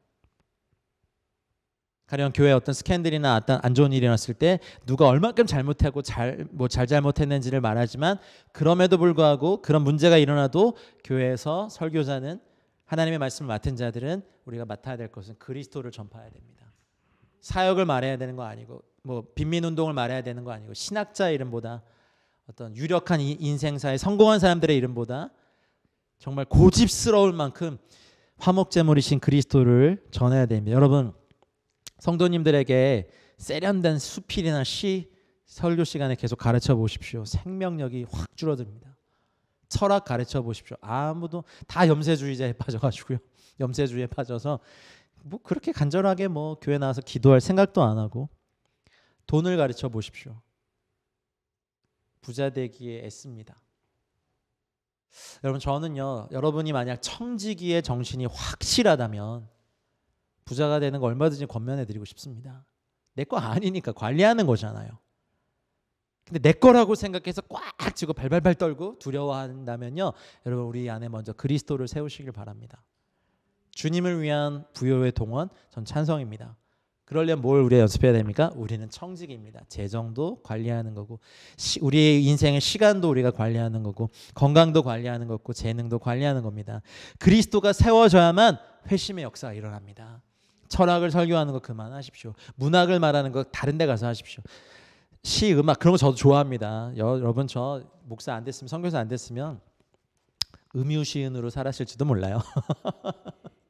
유유자적한 생활들 되게 좋아하고 근데 그리스도를 전해야 되고 그리스도를 세워야 됩니다. 사역을 자랑하지 마시고 그리스도를 전하시고 어떻게 보면 그래서 그게 되게 단조로울 것 같고 실증날 것 같지만 아까도 말했잖아요. 우리 자연 보면서도 그렇게 감탄하면서 우리 형제님들 그 우리 유명한 축구 선수가 역전골 넣을 때 그 반응이 우리가 주님께 예배해 드려야 될 때 해 드려야 될 반응이에요. 일제히 오 이러잖아요. 그런 것만 모아서 좀 영상으로 보여드리고 싶네. 축구는 전 세계 남성들의 뭐 우상이에요, 우상, 신이에요, 그렇죠? 근데 그런 축구 선수들에게 드리는 찬송과 경배보다 1000배, 만배, 10만 배, 20만 배, 아니 무한배 우리 주 예수 그리스도께 올려드려야 돼요. 동의 안 되죠? 여러분 회개하세요. 회개하셔야 돼요. 이거 주님이 구원하셨습니다. 막 이런 거 막 파도 타게 해드리고 주님께 예배 때 보수적인 교회에서는 좀 어렵지만 전 파도 타게 해드리고 싶더라고요. 옛날에 집회할 때 그렇게 해드린 적 있어요. 청년들이니까 하더라고. 우리 주님께 파도 타기 차량 해가지고 막 쫙 하는데 억지로 막 수련회 끌려 청년들도 하더라고요. 뭔지도 모르고 하다가 나중에 주님 만나고. 하나님은 여전히 우리 다음 세대를 구원할 수 있는 많은 그물들을 곳곳에 포진시켜 놓으셨더라고요. 할렐루야. 다음 세대 사역자들이 많이 일어나시기를, 또 다음 세대 가운데 또 민족을 구원할 비전을 심어주실 것도 좋지만 그리스도를 심어주십시오. 화목제물인 그리스도를 증거해 주십시오. 우리 26절 가겠습니다. 읽겠습니다. 곧 이때 자기의 의로우심을 나타내사 자기도 의로우시며 또한 예수 믿는 자를 의롭다 하려 하심이니라. 이제 분위기가 완전히 바뀌었죠. 율법 아래 정죄와 타락과 모든 인간이 죄 아래에 있는 것을 적나라하게 표현했던 사도 바울의 이 글의 흐름이, 영의 흐름이 바뀌어졌어요. 곧 이때에 이렇게 말하죠. 토, 눈, 카이로, 여기에요. 이때. 카이로스란 말 많이 쓰셨죠. 카이로스. 이것이 하나님의 시간대를 말할 때 카이로 이렇게 써요. 이때에. 딱 이때여야만 했어요. 이때. 주님이 정하신 때이기 때문에 그래요. 근데 엔테 아노케 하면요, 아노케란 단어가 참음이거든요. 참음. 테는 관사니까 에는 전치사고. 오래 참은 가운데 이런 거죠. 오래 참은 가운데 사실 25절, 그러니까 한글의 이제 순서가 좀 다르다 보니까 25절에 이미 해석이 됐어요. 그래서 오래 참으시는 중에, 길이 참으시는 중에 엔테 아노케 이렇게 됐죠. 투 데오, 하나님께서 프로스텐 엑테이신, 내보내시기를, 내보이시기를 나타내셨다.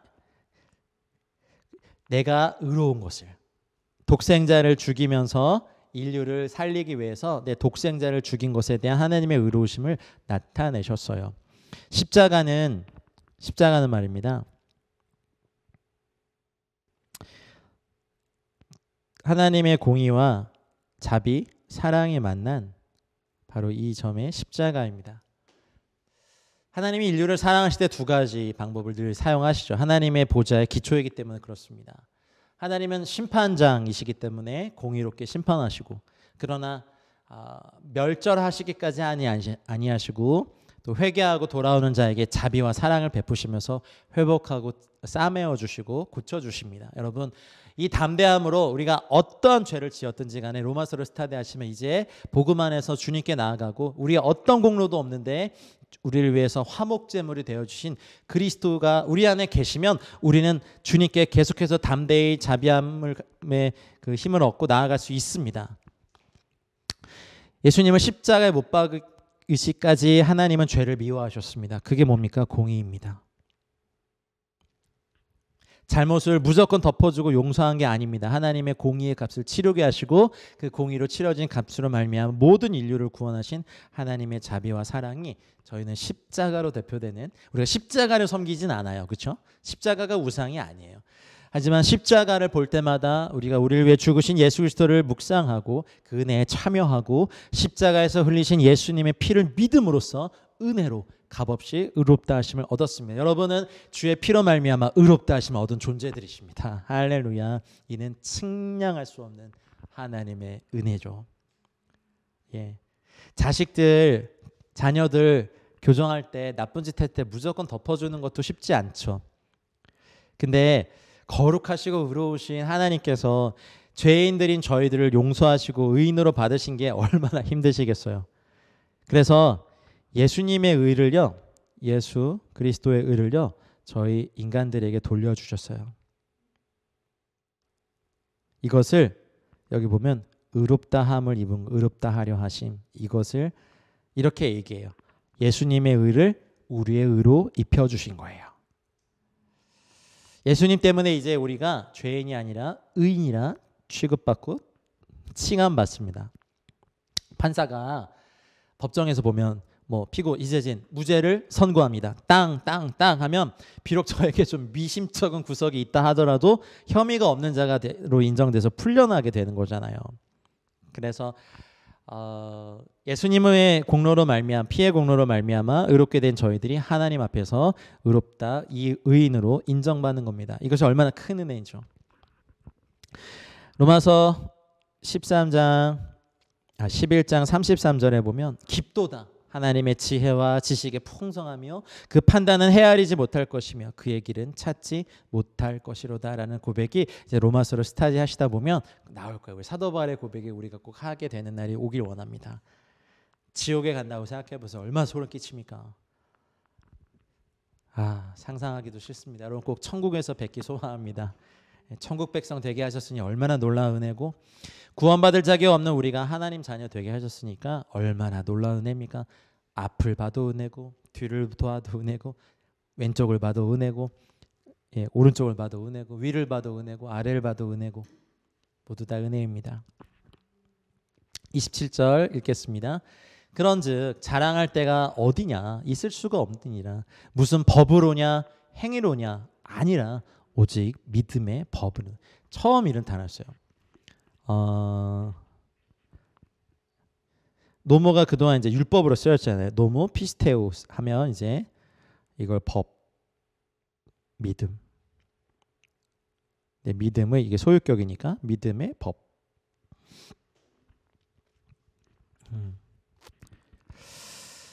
놀라운 단어로 씁니다. 그렇죠? 놀라운 단어 씁니다. 믿음의 법이란 단어를 씁니다. 믿음의 율법이다. 믿음의 법이다. 율법으로도 아니고 행위로도 아니고 이제 믿음의 법이다. 그래서 이제부터는 사도 바울이 등장시킨 단어 믿음의 법. 그리고 이제 나중에 로마서 8장 1절 2절에 가면 교회에서 많이 선포하는 말씀이죠.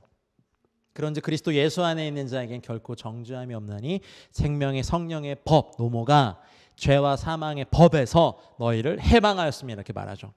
그러니 사도 바울이 이제 이때부터 믿음의 법이란 단어를 써요. 하나님 앞에 자기의 자랑거리를 들고 인간이 나가려고 하면 이거야말로 완전 교만함이고 우둔함이고 미련함이죠. 하나님이요 그 스펄전이 이런 표현을 썼대요. 하나님이 다른 죄는 손가락으로 다루시지만 교만은 팔을 걷어붙이고 다루신대요. 너 일로 와. 무슨 거죠? 탐심에 대해서는 그 무서운 심판을 내리지만 교만에 대해서는 10배로 더 벌하신다. 이렇게 표현한 걸 봤어요. 제 설교학 옛날에 공부할 때 재밌는 표현인다. 근데 요즘 알겠어요. 교만이 얼마나 큰 죄인지. 하나님이 아니라고 했는데 막 그렇다 그러고 하나님이 그렇다 그러는데 아니라고 할 때 정말 화나잖아요. 온통 죄악투성이고 인 인간이 하나님 앞에서 뭔가를 내세우고 자랑한다는 게 이게 얼마나 가당찮은 거예요. 거룩하고 완전하신 하나님이 보시기에 얼마나 흉하고 사나운 꼴이겠냐고요. 여러분 이제 우리가 자랑할 건요 믿음의 법밖에 없습니다. 믿음으로 의롭다 하심을 받은 사람의 특징은요 여러분 기억하세요. 근데 의로움을 자랑하지 않아요. 진짜 겸손한 사람들은요 그냥 팩트만 말하지 내가 누구를 알고 제가 어떤 사람이고요 뭐 내가 뭘 좀 알고요 뭐 이렇게 잘 말을 안 해요. 믿음을 진짜로 믿고 은혜를 받은 사람들은요 자랑하지 않아요. 에베소서 2장 8절 9절 말씀에 너희는 그 은혜에 의하여 믿음으로 말미암아 구원을 받았으니 이것은 너희에게서 난 것이 아니요 오직 하나님의 선물이라 행위에서 난 것이 아니니 이는 누구든지 자랑하지 못하게 함이라. 여러분 유대인만 교만하고 자랑하기 좋아요? 아니요.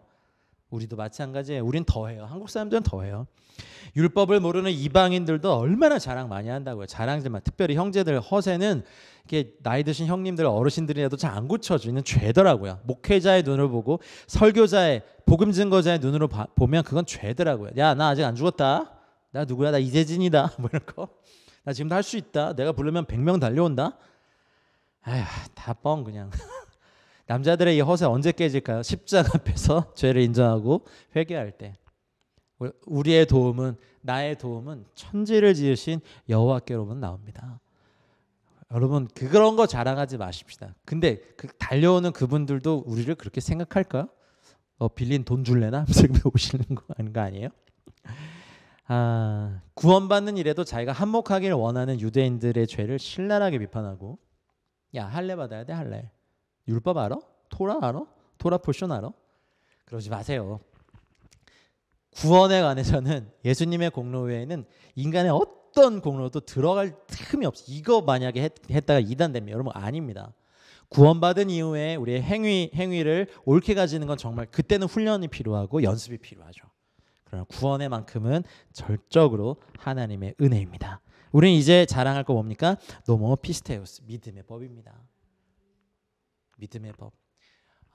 하늘의 믿음이 저와 여러분들에게 부어지길 소원합니다. 28절 읽겠습니다. 그러므로 사람이 의롭다 하심을 얻는 것은 율법의 행위에 있지 않고 믿음으로 되는 줄 우리가 인정하노라. 여러분 잘 아시는 말씀처럼 빌립보서 3장 4절 6절에 보면 사도 바울의 자랑이 나와요. 나도 육체를 신뢰할 만하다. 내가 누군지 아냐? 이렇게 하면 나는 8일 만에 할례 받고 이스라엘 족속이고 베냐민 지파고 히브리인 중에 히브리인이고 율법으로는 바리새인이요 열심으로는 교회를 박해하고 율법의 의로는 흠이 없는 자로다. 7개를 자랑해요. 근데 나중에 사도 바울이 이게 어떻게 바뀝니까? 우리 또 잘 아시는 말씀이죠. 갈라디아서 6장 14절 가면 뭐라고 자랑해요? 그러나 내게는 우리 주 예수 그리스도의 십자가 외에 결코 자랑할 것이 없으니 그리스도로 말미암아 세상이 나를 대하여 십자가에 못 박히고 내가 또한 세상을 대하여 그러하니라. 이렇게 되었습니다. 사도 바울이 자신을 베냐민 지파로 소개할 때 문득 떠오르는 구약의 구절이 있었어요. 다윗을 사랑했던 요나단이 이제 헤어지면서 하나님이 나와 너 사이에 계시고 나와 너 사이 후손 사이에 계시길 원한다라는 말하는 고백이 있는데, 그러고 보니까 유다 자손의 후예로 오신 예수님과 베냐민 지파의 후손인 사도 바울의 또 아름다운 동역과 관계도 여기에 있겠구나. 그냥 제 생각입니다. 하나님은 그런 것들 다 기억하시니까 자신을 베냐민 지파로 소개한 사도 바울의 자긍심이 있었지만 자신도 모르게 어쨌든 자신들의 조상들이 나와 너 사이에 여호와가 계시기 원한다라고 했던 이것처럼 아름다운 동역을 이제는 그때도 그랬죠. 근데 이제 서로를 보완해 주면서 베냐민 지파인 바울이 유다 지파의 후손이신 만왕의 왕이신 예수 그리스도를 이방인에게 증거하는 사도의 삶을 살았으니까 이제 십자가만 자랑하게 된 이 사도 바울을 저는 기억하고, 십자가는 부끄러움의 상징이고 낮아짐의 상징이고 고난의 상징이고 죽음의 상징인데 이제 바울은 십자가 외에는 자랑하지 않겠다라고 했습니다. 왜냐하면 그리스도의 십자가만이 인간을 죄에서 구원할 수 있기 때문입니다. 그래서 그리스도의 십자가를 자랑하자 갈라디아 사람들이 어떻게 됐습니까? 죄사함을 받고 할렐루야 자유를 얻었죠. 사도 바울이 십자가를 자랑하자 사람이 기쁨을 얻었죠. 사람들이 절망에 빠졌던 사람들이 소망을 갖고 병자들이 치유가 됐습니다. 십자가를 자랑할 때 저희 에클레시아도 십자가를 자랑하기 원하고 여러분의 삶에서도 십자가가 자랑되기 원하고 십자가의 자기 부인과 우리가 전하는 것이 십자가에서 달리신 예수 그리스도와 십자가 외에는 전하지 않는 은혜가 있길 원합니다. 여러분 우리의 믿음 이것도 자랑거리가 되어서는 안 됩니다. 자랑거리가 되어서는 안 됩니다. 내가 성경을 500독 했다 자랑거리 되어서는 안 됩니다. 내가 몇 년간 사역했다? 여러분 죄송합니다. 저 많이 자랑했습니다. 자랑이 아니라 그냥 얘기한 건데요. 어쨌든 자랑으로 느끼셨다면 용서해 주십시오. 이런 사역도 해보고 이런 사역도 해보고 이런 운동도 참여해보고 이렇게 했습니다. 어느 때 보면 이게 자랑이 되더라고요. 선교사란 직책도 자랑이 되지 않기를. 여러분 저 에클레시아에서 기도해 주실 때도 십자가와 우리 주 예수 그리스도만 자랑하는 그냥 그것이 모든 것인 저희들 되고 여러분들 되시고 한국교회 되고 싶습니다. 그거 외에는 별 의미가 없습니다. 주님 앞에서 흠잡을 거 아무것도 없습니다라고 막 고개 빳빳이 들고 기도한 바리새인아 말고 주님 제가 죄인입니다. 자랑할 것 아무도 없습니다. 고백한 우리 그 죄인 되십시다. 29절로 가겠습니다. 하나님은 다만 유대인의 하나님이시냐 또한 이방인의 하나님은 아니시냐 진실로 이방인의 하나님도 되시느니라. 아멘. 모논이라고 하면요 오직이란 말이에요. 모논. 근데 우키 하면 뭐뭐 아니냐 이런 거죠. 카이는 엔드니까. 에드논이 이방인이에요. 이방인. 에드논. 에스논이네요. 에스논. 이방인. 이유다이온 하면 유대인. 해 이유다이온 호데오스 노몸 우키 카이 에선 나이 카이 에선. 이제는 더한 얘기를 해요. 유대인들에게. 유대인들은 항상 이스라엘의 하나님 여호와 하나님 자랑했는데 사도 바울은 그 당시 정통 유대인의 입장으로 보면 반역자예요. 민족 반역자예요. 어디 저 돼지고기를 먹고 여러분 돼지 껍데기 막 드시죠? 콜라겐 바르시고 몸 허할 때 막 그 추어탕 드시고 닭발 막 씹어 드시고 저런 이방인의 하나님이라고 하는 이런 개념조차가 신성 모독인데 3장에 우리는 늘 들은 거니까 익숙하게 하는데 유대인을 향하여서 아니다. 유대인만의 하나님 아니다. 진실로 이방인의 하나님도 되신다. 하나님 한 분이시기 때문에 이제 하나님이 열어놓으신 구원의 길도 하나고 하나님께는 유대인이나 이방인이나 구원하시는 방법이 다르지 않다. 어떻게 하냐? 오직 예수 그리스도를 믿음으로 말미암아 하나님 나라에 들어갈 수 있다. 할렐루야. 요한복음 14장 6절 예수님이 하신 유명한 말씀 내가 곧 길이요 진리요 생명이니 나로 말미암지 않고는 아버지께로 올 자가 없다 하셨고 디모데전서 2장 5절에 사도 바울이 디모데를 향하여서 썼죠. 하나님은 한 분이시오. 또 하나님과 사람 사이의 중보자도 한 분이시니 그 사람이신 예수 그리스도시라.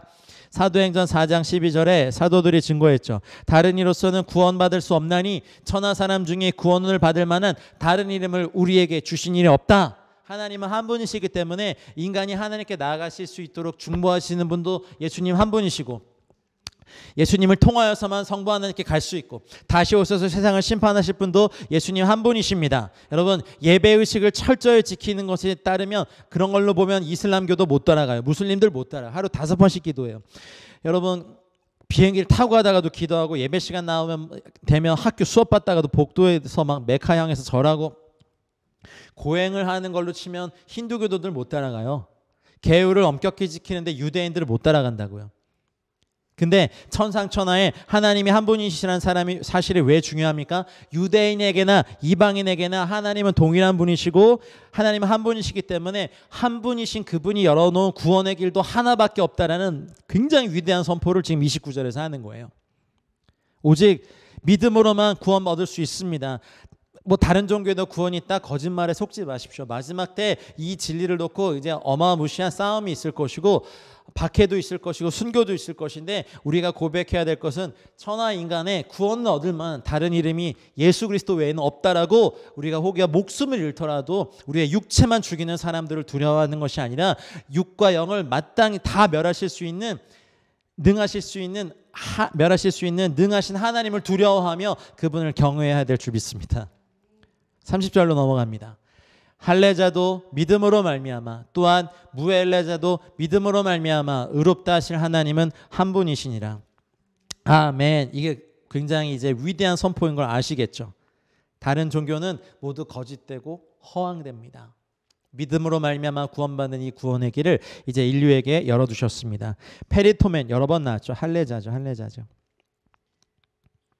에크피스테스 할례자도 에크 모모스로 피스테오스 믿음으로 카이 그리고 아크로비스티안 하면 이제 무할례자도 여긴 디아예요. 디아 모못을 통하여 테스 피스테오스 믿음을 통하여 두 개의 전치사를 달리 썼지만 할례자도 믿음으로 말미암아 무할례자도 믿음을 통하여 구원받게 하시는 하나님 그분은 한 분이십니다. 할렐루야. 에이페르 에이스 여기 있네요. 에이스 한 분, 한 명, 한 분.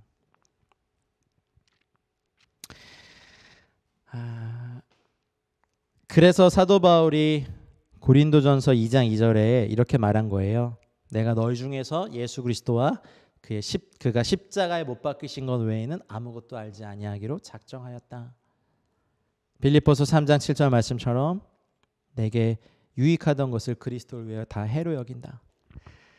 우리는 바울처럼 예수만 자랑해야 됩니다. 우리의 선도, 우리의 의도, 우리의 사역 경험도 아무것도 아닙니다. 우리 면목 없는 사람들입니다. 우리 자나깨나 예수님만 사랑하십시다. 자나깨나 예수님의 공로만 자랑하십시다. 나 같은 죄인 구원하시기 위해 십자가에서 피를 흘리신 그 은혜만 자랑하십시다. 울어도 못하네 그런 찬송가도 있잖아요. 그러니 여러분 오직 예수님을 믿음으로 구원받고 예수님을 자랑하고 예수님만 따라가고 예수님만 높이고 예수님을 기다리고 예수님을 영원롭게 해드리는 저와 여러분들의 삶이 되시길 축복합니다. 31절 오늘 마지막 절입니다. 읽겠습니다. 그런즉 우리가 믿음으로 말미암아 율법을 파기하느냐? 그럴 수 없느니라. 도리어 율법을 굳게 세우느니라. 이제 이 3장의 마지막 절에 다시 한번 고백하는데 이제 율법에 대해서 계속해서 이제 강조하다가 믿음으로 말미암아 엄청난 사실을 지금 이제 사실은 수천 년을 기다려온 이제는이라고 한 막 그 말씀처럼 이제 이렇게 믿음을 얘기했다면 그럼 율법이 끝나느냐? 그럼 이제 율법을 없애면 되겠네라고 하는데 그렇지 않다라고 결론을 내요. 마태복음 5장 17절에 예수님께서 그러셨어요. 야, 내가 율법이나 선지자를 폐하러 온 줄로 생각하지 말아라. 폐하러 온 것이 아니라 어떻게? 완전하게 하려 함이라. 예수님 때문에 완전해진 거예요. 율법은. 그 율법을 다 지키지 못한다고 해서 율법을 안 지키는 게 아니에요. 에이 아빠가 말한 거 엄마가 말한 거 내가 다 못 지키잖아. 그래서 일부러 안 지키는 아주 나쁜 놈의 자식과 지키려고 노력하다가 한두 개 실수한 것은 달라요. 그렇죠? 근데 어떻게 하든지 간에 율법을 없애는 게 아니라 하나님 아버지 여러분 율법을 폐기한다는 건요. 하나님의 양심을 없애는데 여러분 그러실 수 있어요? 감히 안 돼요. 여러분 그렇게 하시면 안 돼요. 토라는요 하나님의 양심의 법이에요. 우리가 그 기준에 도달하지 못한다고 해서 그걸 폐기할 수 없다고요. 근데 아버지 제가요 좀 죄송합니다. 그러니까 요한일서 같은 말씀에 저는 미쁘시고 의로우사 우리가 우리 죄를 자백하면 저는 미쁘시고 의로우사 우리의 모든 죄에서 사하여진다고 하셨잖아요. 아세요? 인간이 얼마나 미련하고 악하고 어려서부터 악한 것만 생각하는지 아세요? 그래서 율법의 근본은요 여러분 정죄가 아니라 사랑이에요. 율법을 지키고자 하는 것도 칭찬받고자 하는 것도 아니고 자기 의를 이루기 위한 것도 아니고 우리 보상받기 위한 것도 아니고 우리가 선행을 통해 우리 이름을 빛내기 위한 것도 아니라 여러분 왜 이걸 해요? 왜 율법을 지켜요? 하나님을 사랑하기 때문이잖아요. 그분을 사랑하니까 그분의 계명을 내가 사랑함으로 지키고 율법에 있는 모든 예언을 완전히 성취하신 예수님을 의지해서 이제 우리의 의는 또 율법을 범하니까 예수님의 그 완전케 된 의를 우리에게 옷 입혀 주신 것 그걸 의롭다함 칭의라고 하는 거예요. 예수님의 의가 나의 의가 된 거라고요. 그래서 이런 의미에서 율법의 완성자이신 예수님을 믿는 사람은 율법을 굳게 세우는 자가 되는 거예요. 저희가 우리는 하나님 앞에 자랑할 만한 거 하나도 없어요. 아니 반개도 없어요. 0.1도 없어요. 근데 하나님 앞에 자랑할 수 있는 건 예수님의 의, 예수님의 의로우심을 입은 저희들의 신분을 자랑하고 십자가로 우리가 이기는 거죠. 여러분 이제 말씀을 맺겠습니다. 갈라디아서 5장 6절 말씀처럼 그리스도 예수 안에서는 할례나 무할례나 효력이 없으되 사랑으로서 역사하는 믿음뿐입니다. 믿음의 주여 온전케 하시는 주 우리 주 예수 그리스도를 먼저는 세우시고 바라보시고 전하시고 예수 그리스도를 자랑하시고 예수 그리스도를 위하여서 우리가 죽을 수 있는 저희 모두가 되시기를 우리 주 예수 그리스도의 이름으로 축복합니다. 기도하겠습니다. 하나님 감사합니다. 로마서 3장의 말씀을 통하여 저희가 율법과 또 믿음의 관계를 배웠습니다. 이제는 우리가 믿음의 법 아래에 있는 사람들이고 예수님께서 의롭다 하신 또 예수님이 이루신 그 의를 덧입는 자가 되었으니 주의 이름을 찬양하고 높이며 주님을 송축하며 주님을 따르겠습니다. 율법의 근본이 사랑임을 주님을 사랑함으로 이 모든 것을 지킴은 우리가 힘을 다해 뜻을 다해 주님을 사랑하며 나아가는 은혜를 우리 모두에게 부어 주시옵소서. 계속해서 로마서 4장으로 이어지는데 하나님 주의 말씀을 계속해서 깨닫게 하여 주시고 실제가 되게 하여 주시고 이 말씀으로 인하여 살아나는 역사들이 있게 하여 주시옵소서.